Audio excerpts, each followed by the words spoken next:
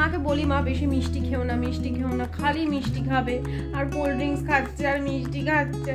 আমার কি যে বল, পুরো খেয়েছি। ঢুকি দে, আছে জায়গা?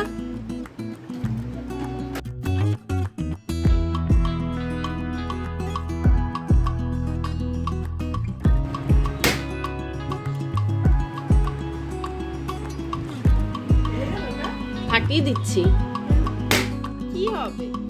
সারা জায়গা উড়ে উড়ে পড়ছে, ঘর নোংরা করছে আমার ছেলেটা সারাক্ষণ এইগুলো নিয়ে নিয়ে সকাল থেকে। আর কি করছে জানো, ফাটিয়ে নিয়ে আবার পরে এটাকে মুখে দিয়ে ফোলাচ্ছে। ছোটবেলা আমরা করতাম না, কিন্তু এইগুলোর ভেতরে একদম স্পার্কেল আছে, তোমরা দেখতে পাবে কিনা? হ্যাঁ দেখতে পাবে, দেখো ব্ল্যাকটার দিকে তাকাও, স্পার্কেল স্পার্কেল। এগুলো তো বাজে জিনিস না, কেমিক্যাল, কিন্তু বুঝিয়ে পারা যাচ্ছে না, ওই জন্য করতে গেছে। আমি বলবো ফেটে গেছে, ফেলে দিয়েছি, হয়ে গেল, সিম্পল। তো গুড ইভিনিং বন্ধুরা, welcome back to my channel. আশা করছি সকলে খুব ভালো আছো, আর আমরাও বেশ ভালো আছি। বেশ ভালো আছি বলতে হবে, কিছু করার নেই, কিন্তু যে হারে গরম, ভালো থাকতে হচ্ছে। কালকে গেছে আয়ুষ্মানের বার্থডে, যার ফলে কি সব জিনিস একটু এদিক ওদিক করাই আছে। আর সকালবেলা খুব ক্লান্ত ছিলাম আমি আজকে, কালকে একটু অনেক রাতে ঘুমিয়েছি, অনেক রাতে, মানে তখন বাজে রাত কটা, 2:30-3টের সময় আমি ঘুমিয়েছি। কেন কি, সব চলে যাওয়ার পর যা যা বাসনপত্র ছিল সব মেজেছি, রান্নাঘর পরিষ্কার করেছি, ঘরদোর মেজেছি, সব করে তারপরে পায়েসের হাঁড়ি থেকে শুরু করে সব ওইগুলো যার যেটুকু খাবার বেজেছিল সেগুলোকে একটা টিফিন বক্সে করে বাকি সবগুলো মেজে ধুয়ে পরিষ্কার করে রেখেছিলাম, যাতে সকালে উঠে ওই অত লোকের এঁঠো বাসন বা সব কিছু। আর ওই রাত্রিবেলা তখন কটা বাজে, রাত্রি 1:45-1টার সময় আশিস গিয়ে ময়লা ফেলে এসেছিলো। ময়লার ভ্যাট আছে আমাদের কাছাকাছি, বাইকে করে যেতে হয়, কাছাকাছি বাইকে করে যেতে হয়, তো গিয়েও ময়লাটা ফেলে এসেছিলো, মানে কাগজের প্লেটগুলো। যার ফলে কি সকালবেলা কোনো ঘরে নোংরা সিমই ছিল না, যে আগের দিন লোকজন খেয়ে গেছে আমার ঘরে দেখে কেউ বুঝতে পারবে না। কারণ দেখো, বড় জায়গা হলো, বড় স্পেস হলো ঠিক আছে, ছোট জায়গায় যদি পরের দিন ওরকম অবস্থা থাকে কি হয় বলো তো। যাই হোক, এখন বিকেলবেলা থেকেই ব্লগটা শুরু করলাম, কারণ সকাল থেকে না এতটুকু ওই রোদের তাপের চোটে চোখে রোদের এত ঝিলিক মারে যে আমার চোখটার এমনি মনে হয় যে আর কিছু নেই। তাই জন্য আমি ভাবলাম যে থাক, বিকেলবেলায় একটু ঠান্ডা ঠান্ডা হবে, তখন থেকেই ভিডিওটা শুরু করব। তো চলো ঘর ধরে কাজকর্ম শুরু করি, রান্নাঘরে যাই, একটু চা বানাবো, চা খাবো, চা খেয়ে তারপরে কাজ করবো।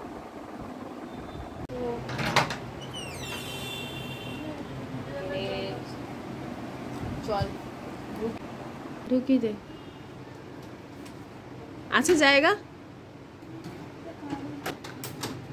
তোদেরই বোতল সব নিয়ে যা। ওর বোতলটা ছিল বলে স্পেসটা পেয়ে গেল,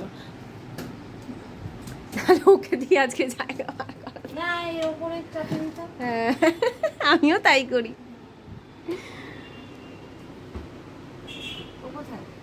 পড়তে গেছে।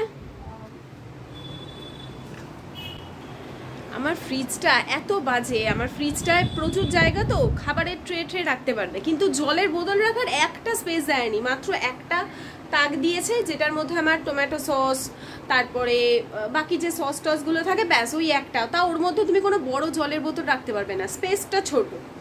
ওই ট্রের ওপর রাখতে হবে তোমাকে, মানে যে কাচের যে ইয়েগুলো আছে ট্রেগুলো, এবার ওর মধ্যে রাখলে ভারী বটল ফেটে যেতে পারে, সেই জন্য আমি সব ডিপ ফ্রিজে রাখি। আর আমরা ঠান্ডা জল খাই না, ওদের জন্যই ঠান্ডা জলটা থাকে, ওই জন্য ডিপ ফ্রিজে হয়ে যায়। আর যদি ধরো আমাদের কিছু খেতে ঠান্ডা জল খেতেও ইচ্ছা করে, বরফ রেখে দিই, নর্মাল জলের মধ্যে একটা বরফ দিলে কি টেম্পারেচারটা ব্যালেন্স হয়ে যায়, আমরা ওই জলটাই খাই। আর তাও ওই জল খেয়েও আমাদের গলা ব্যথা করে, মানে আমাদের এতই টনসিলের সমস্যা, আমাদের তিনজনেরই, আমার বরের আর আমার ছেলের, আমাদের তিনজনেরই টনসিল। আমার এদেরও তাই, বাবানেরও আছে কিছুটা ঠান্ডা। ও তো ছোটবেলা প্রচুর হাঁচি দিত আয়ুষ্মানের মতো, কিন্তু ও এখন বড় হয়ে গেছে, কমে গেছে, কিন্তু আছে ঠান্ডা লাগা। তাও ওরা বড় হয়ে গেছে, খায়, কোনো সমস্যা না। কিন্তু আমি তো খেয়ে ঠান্ডা লাগার মতো প্রচুর ঠান্ডা খেয়ে নিয়েছি, কিন্তু আয়ুষ্মানের একদমই এখনো চলছে না। আর কি করা যাবে, গরম যে আমাদের কত কিছু শেখাবে। আমার মাও খুব পরিমাণে ঠান্ডা জল খাচ্ছে, খুব। আমার মা এত ঠান্ডা জল খাচ্ছে, ঠান্ডা জল পুরো খেয়েছি। তারপর ঠান্ডা লাগলে বুঝবে। একবার মায়ের ঠান্ডা লেগে হসপিটালে ভর্তি করতে হয়েছিল মাকে। আজকে জানো তো একটা করেই ঠাকুরকে প্লেটে আমি মানে একটা করে প্লেট দিয়েছি। আমার তো 9টা টোটাল থালা, 9টা থালায় 9টা মানে 9টা থালা পাতিনি। এক তো প্রচুর দেরি হয়ে গেছিলো, আর এই গরম যতদিন না যাচ্ছে আমার যেন মনে হচ্ছে যেন শরীর আর ঠিক হবে না, এত হাঁসফাঁস করতে থাকছি। তো আচ্ছা একটা কথা বলি, তোমরা তো জানোই আমি তোমাদের সঙ্গে শেয়ার করেছি আমি মহাদেবকে কিভাবে স্নান করাই। আমি কিন্তু আগে মহাদেবকে জলের মধ্যে রাখতাম। যারা প্রথম দিকের ব্লগ আমার দেখে থাকবে তারা জানো আমি মহাদেবকে আগে জলের মধ্যে রাখতাম। তারপরে আমাকে একজন বলেছিল যে জলে কখনো চুবিয়ে রাখতে নেই, মহাদেবকে ভালো করে স্নান করিয়ে শুকনো করে মুছিয়ে তারপর রাখতে হয়। বিগত বেশ কিছু বছর তাই করে এসেছি। তো গত 2-3 দিন আগে আমার এক বান্ধবী সুমনা, তোমরা চিনবে, ওই আমাকে বলল পায়েল মহাদেবকে কখনো শুকনো করে রাখতে নেই, মহাদেবকে সবসময় জলে রাখতে হয়। বলছে গরমের মধ্যে দেখছি মহাদেবের, ওই বললো যখন বলতে গেছে যে পাথরের বাটিতে মহাদেবকে জলটা দেখছি শুকিয়ে যাচ্ছে এত গরম। তো আমি তখন বললাম যে মহাদেবকে তো জলে রাখতে নেই। বললো না, মহাদেবকে সবসময় জলেই রাখতে হয়। প্রথম দিকে কিন্তু আমি জলেই রাখতাম, তারপরে দেখছি যে এই কথা আরও একজন আমাকে বলেছিল মহাদেবকে জলে রাখতে। তো আমি এত কনফিউজ হয়ে গেছি, কিন্তু আমি ভেবেছি যে আগে আমি যেহেতু মহাদেবকে জলে রাখতাম সেহেতু আমি আজ থেকেও মহাদেবকে এবার থেকে স্নান করিয়ে জলেই রাখবো। আর আমরা কিন্তু দেখি যে ঘটিতে জল দেওয়া থাকে না, মাথার উপরে মহাদেবের মাথার উপরে ঘট থাকে, সেখান থেকে জল পড়ে। তো এবার থেকে আমি সেটাই করব, কেন জানি না করে না বেশ একটা শান্তি শান্তি অনুভব হচ্ছে, যেটা এতদিন হতো না। দেখবে আমরা কিছু করবার পর যখন গুড ফিল করি তখন মনে হয় জিনিসটা ঠিকঠাক হলো, আর যখন ব্যাড মানে খারাপ ফিল করি যেটা কি করা ঠিক হলো না হলো তখনই বুঝবে যে জিনিসটা ভালো নয়। বারান্দার লাইটটা আজকে জ্বালানো হয়নি, বারান্দার লাইটটা জ্বালিয়ে দিই।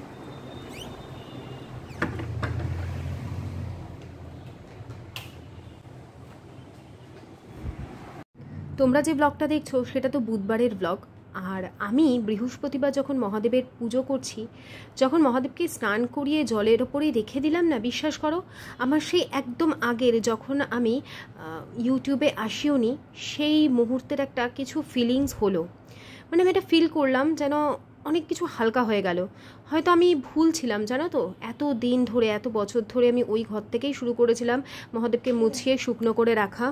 আজ সম্পূর্ণভাবে বুঝে গেছি আরও একটা কারণে, কারণ মহাদেব অনেকভাবে আমাকে মেসেজ দেন। তোমাদের বলেছি যখন আমি ওই দিনগুলোতে স্নান মানে মহাদেবকে স্নান করাতে পারিনি, আমি স্বপ্ন দেখেছি, এবং সেটা একবার না বহুবার স্বপ্ন আমি দেখেছি। তো চলো আপাতত সন্ধ্যাবাতি দিয়ে নিই।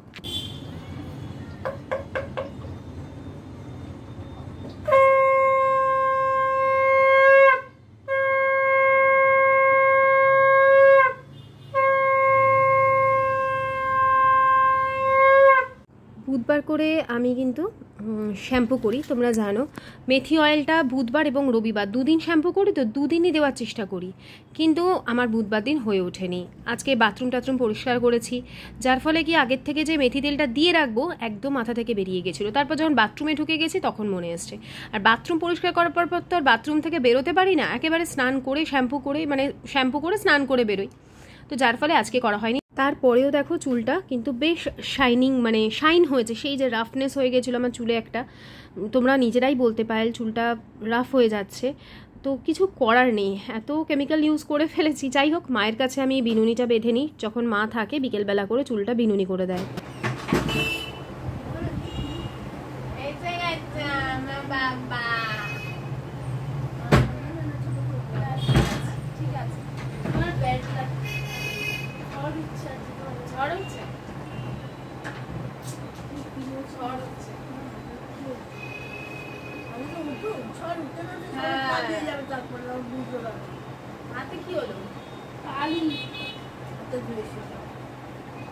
এই মা থাকলে আমাকে বিনুনি বেঁধে দেয়, এটা তো তোমরা অনেকেই জানো, আমি বিনুনি বাঁধতে পারি না, এরকম বেঁকে যায়, এরকম হয় কেন গো মা?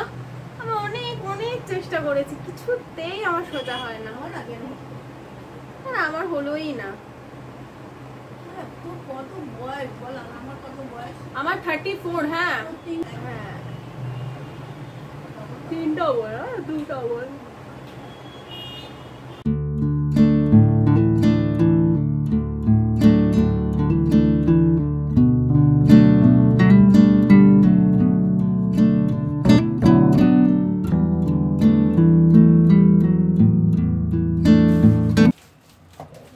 চারটে মিষ্টি, সোনালিরা পায়েস খায়নি তাই পায়েসটা। আজকে আমার ওর সাথে বেরোনোর কথা ছিল, বেরোলো না, আমি কাজ ছাদ ছেড়ে চলে আসলাম। কি করব?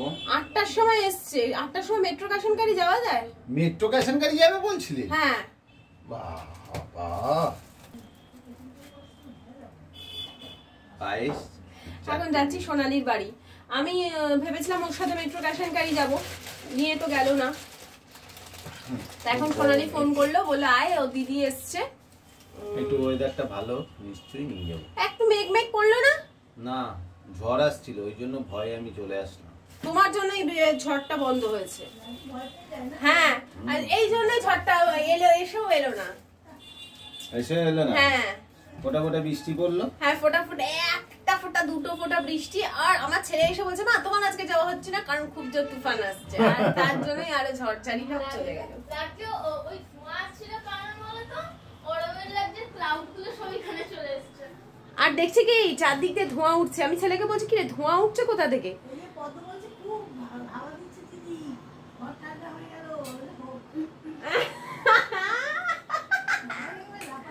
মানুষকে কি করছে প্রকৃতি, পুরো নিজে নিজেরই বোকা বানিয়ে দেবে। পুরো উংলি মে নাচা रहा है, কিছু হবে না, কিছু না। লুচিগুলো ফেলে দিলাম। পুরো উংলি মে নাচা रहा है। ওদেরকে একটু দেবে নাকি গিয়ে কেক? এসে গেছি। ও লাইট তো জ্বলছে, প্রত্যেকে লাইটটা জ্বালাই, আবার লাইটটা জ্বলছে তাও লাইটটা জ্বালাতে হচ্ছে। বড়দা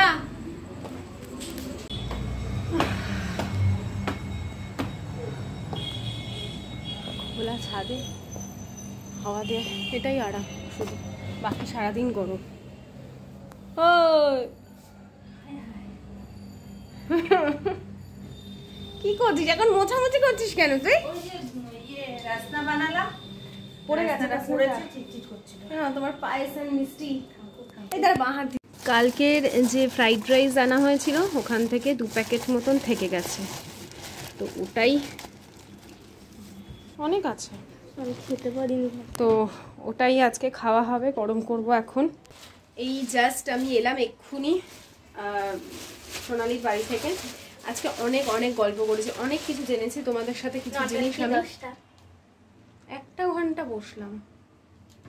10টা যখনই বাজবে তখনই ভাববে রাত হয়ে গেছে, তাড়াতাড়ি পালিয়ে যাবে। নামচুল। চলো। তো গতকাল অনুষ্ঠানে যে ফ্রাইড রাইস আর চিলি চিকেন নিয়ে আসা হয়েছিল সেখান থেকে 2 প্যাকেট মতন বেশি থেকে গেছে, তো সেটাই আজকের ডিনারে আমাদের হয়ে যাবে। আর চিলি চিকেনটা একদম ঠিকঠাক আনা হয়েছিল, তাও 6 পিস মতন ছিল, যেটাও আমাদের আজকে হয়ে যাবে। তো ফ্রাইড রাইসটাই আর কি 2 প্যাকেট বেশি হয়ে গেছে। আর দেখবে অনুষ্ঠানের যে কোনো খাবার সেটা যদি ঘরে রান্না মানে বাড়িতে রান্না করে করা হতো তাহলে সেটা তাও খাওয়া যায়, কিন্তু বাইরে থেকে কিনে আনা খাবার সেকেন্ড দিন আবার খেতে গেলে না কেমন একটা যেন মানে অপরাধবোধ কাজ করে, মনে হয় আজকেও সেই বাইরের খাবার খেতে হবে। কারণ সেটা তো সত্যি স্বাস্থ্যের পক্ষে ভালো হয় না। একদিন খেলাম ঠিক আছে, পরের দিন আবার সেই বাসি খাবারটা যতই ফ্রিজে থাকুক আর যাই থাকুক খেতে একটা খুঁতখুতানি করেই, বিশেষ করে আমরা যারা একদম মানে হালকা খাবার দাবার খেতে পছন্দ করি। যাই হোক, তোমরা একবার আমাকে জিজ্ঞেস করছিলে এইটা কি, এটা একটা ওই বোল আর কি, যেটার মধ্যে মাইক্রোওভেনেও তুমি ব্যবহার করতে পারবে, প্লাস ফ্রিজেও খুব অনায়াসে রাখতে পারবে। এটা আমি গিফট পেয়েছিলাম বন্ধুদের কাছ থেকে অ্যানিভার্সারি পারপাসে। ভীষণ কাজের, মিল্টনের। এটার দাম নিয়েছিল যতদূর সম্ভব 190 টাকা, এখন হয়তো 200-210 এরকমই দাম হবে।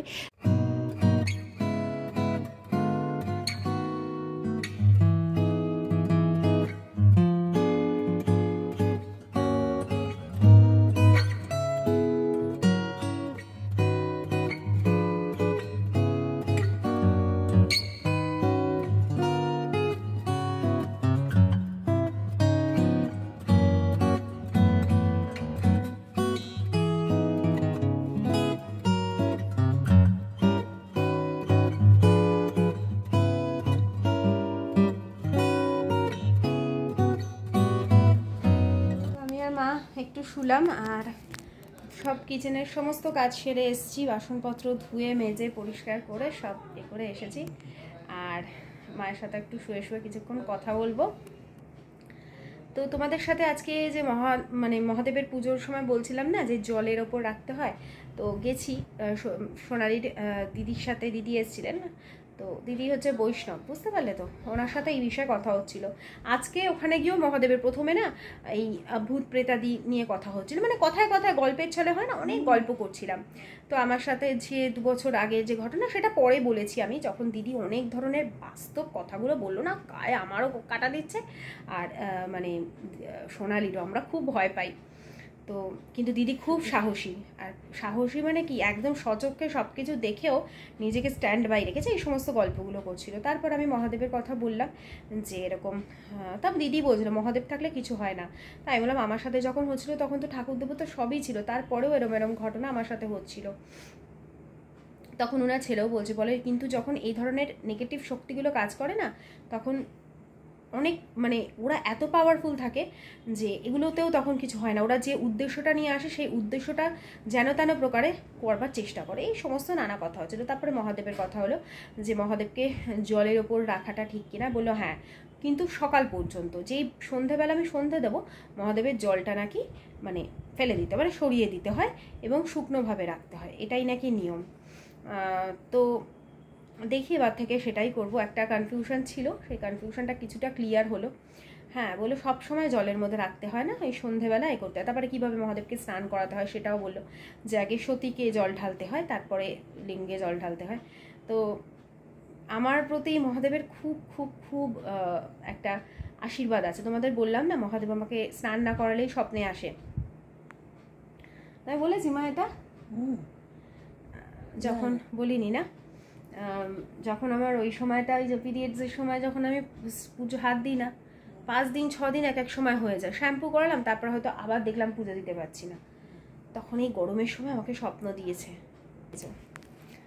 তো মায়ের পাশে শুয়ে থাকার একটা কি বলো তো শান্তি আলাদা, একটা রেখে দাও, নষ্ট করো না। আচ্ছা,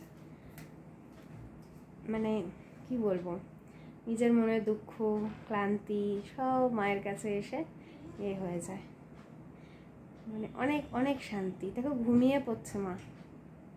ঘুমিয়ে পড়ো কেন? কটা বাজে বলতো? কটা বাজে? আমার মা তো ওই বাড়িতে থাকলে, মানে মা এমনিতে ভীষণ ঘুমানোর টাইমটা একদম পারফেক্ট। না, আমার সকালে 10:30। 5টা 5:30টার মধ্যে মায়ের তো অভ্যেস না, ভোরবেলা ঘুম ভাঙবেই। 5:30টার মধ্যে উঠতে হবে। কি হয়েছে একটা দিন একটুখানি দেরি করে ঘুমালে? আমার মাকে বলি মা বেশি মিষ্টি খেও না, মিষ্টি খেও না, খালি মিষ্টি খাবে আর কোল্ড ড্রিঙ্কস খাচ্ছে আর মিষ্টি খাচ্ছে। আমার কি যে ভয় লাগে না, সুগার আছে না, না হলে কি আমি বারণ করতাম, আমি অঢেল খাওয়াতাম, তাহলে মায়ের যদি সুগার না থাকতো যেটা চাইতো খাওয়াতাম। কারণ আমি সোনালির মায়ের খুব খারাপ অবস্থায় সোনালির মা চলে গেছে, দাদা চলে গেছে সুগারের জন্য। আমি মাকে বারণ করি, কন্ট্রোল আছে, সুগারটা খেয়ে 12টা বাজিও না। ডেলি কোল্ড ড্রিঙ্কস খেলো কদিন ধরে।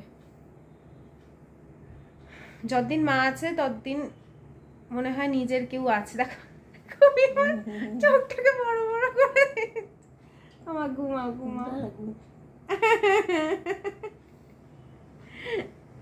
আমার মা।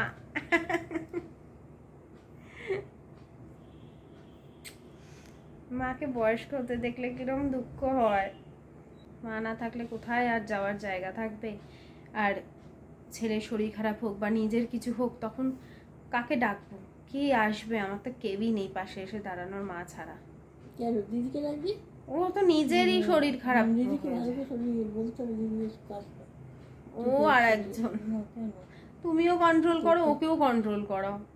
আমার থেকে নিয়ে আর খেয়ে নিচ্ছে তবে কেকটা। আমায় দেখো তো, আমি কেন খাওয়া দাওয়া কন্ট্রোল করি? এই কারণে, আমাদের বংশের ধাঁচ হচ্ছে মোটার দিকে। আমার দিদি একদম রোগা টিংটিঙে ছিল, মানে একদম পুরো স্লিম, পুরো পুরো পুরো স্লিম। সেখান থেকে এরকম কি ছিল এইটুকু কোমরটা। আমার দিদিকে মানে যখন 1994 সুস্মিতা সেন মিস ইউনিভার্স হলো, তখন আমার দিদিকে ওর বন্ধুরা ফোন করছিল, আমার দিদির সাথে মানে সুস্মিতা সেনের মুখের এত মিল ছিল, ফিগার থেকে, হাইট থেকে। ডাক্তার চক্রবর্তী পর্যন্ত বলেছে। হ্যাঁ ডক্টর চক্রবর্তী, হ্যাঁ ঠিক, ডাক্তার, একজন ডাক্তার, তিনিও পর্যন্ত বলেছেন। হ্যাঁ একদম সুস্মিতা সেন। তো চলো আজকের মতন ভিডিওটা বন্ধুরা এখানেই এন্ড করছি। আজকে গল্পে গল্পে আনন্দে আনন্দে কেটে গেল, কারণ আজকে রান্নাবান্নার চাপ ছিল না, সব রান্না করাই ছিল। সকালেও চিংড়ি মাছের মালাইকারি ছিল, তো আজকে আমাদের আরামে কেটেছে। কালকেও ডিমের কষা করা আছে না মা? খালি টক ডাল করবো আম দিয়ে। খালি আম দিয়ে টক ডাল হবে, আর কি আলু পোস্ত। হ্যাঁ, শুধু ডাল খাওয়া যায়? আরেকটা কি হবে? আর সবজি আছে না? আমার মা আজকে সব রান্না ছিল, তাও উচ্ছে ভাতে দেবে, একটু একটু করে পদ করবে। মা ভালোবাসে রান্না করতে, যতই গরম হোক। আমার ছেলের জন্য আলাদা করে ডাল করবে, ডাল ছিল তাও আলাদা করে সবজি দিয়ে ডাল করবে। আমি তো সবজি খাই না। কি জানি মায়ের মতন কোনোদিন হতে পারবো কি না। তো চলো আজকে আমাদের মামের গল্প তোমাদের শেয়ার করলাম, আবার কালকে তোমাদের সাথে দেখা হবে। ততক্ষণে যেন সকলে খুব ভালো থেকো, আনন্দে থেকো, সুস্থ থেকো। Good night.